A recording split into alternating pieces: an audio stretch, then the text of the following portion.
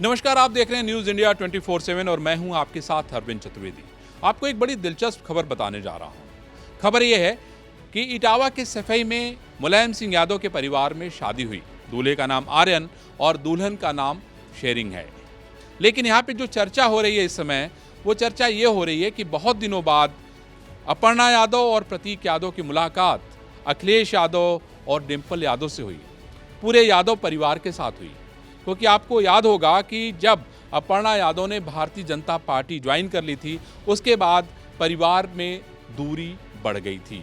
लेकिन यहाँ पर सभी परिवार एक जगह इकट्ठा हुआ था। ऐसे में अपर्णा और प्रतीक के साथ किस तरह की बातचीत हुई होगी, ये लोगों के बीच में एक चर्चा और एक कौतूहल का विषय बना हुआ है।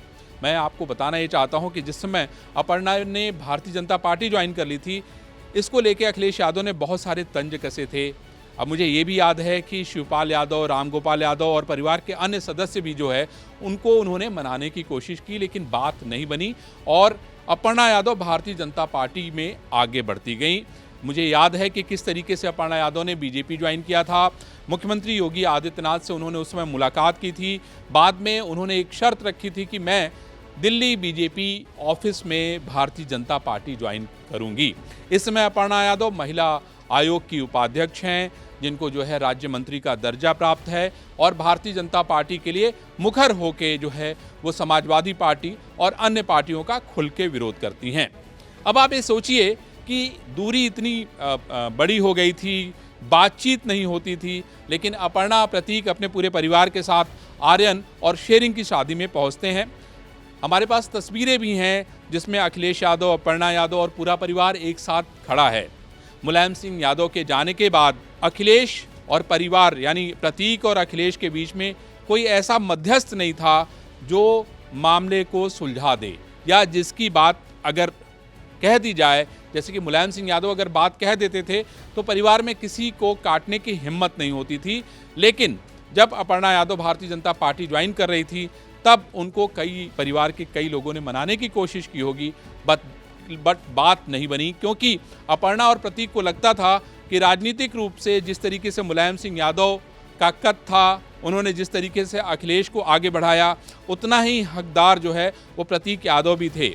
लेकिन शुरुआत में ही मुलायम सिंह यादव ने यह स्पष्ट कर दिया था कि एक बेटा राजनीति करेगा और दूसरा बेटा जो है वो बिजनेस का काम करेगा। प्रतीक यादव के जिम्मे बिजनेस का काम था, लेकिन अपर्णा यादव चूंकि काफ़ी पढ़ी लिखी थी और उनका एक राजनीतिक एम्बिशन भी था। आपको याद होगा कि कैंट से जो है अपर्णा यादव चुनाव भी लड़ी थी, चुनाव वो हार गई थी, लेकिन उनकी इच्छा थी कि अखिलेश यादव उनको राजनीति में आगे बढ़ाएं। लेकिन अखिलेश यादव ने जब उनको राजनीति में जिस तरीके से वो आगे बढ़ना चाहती थी नहीं बढ़ाया, तो अखिलेश यादव समाजवादी का पार्टी का साथ जो है अपर्णा यादव ने छोड़ दिया।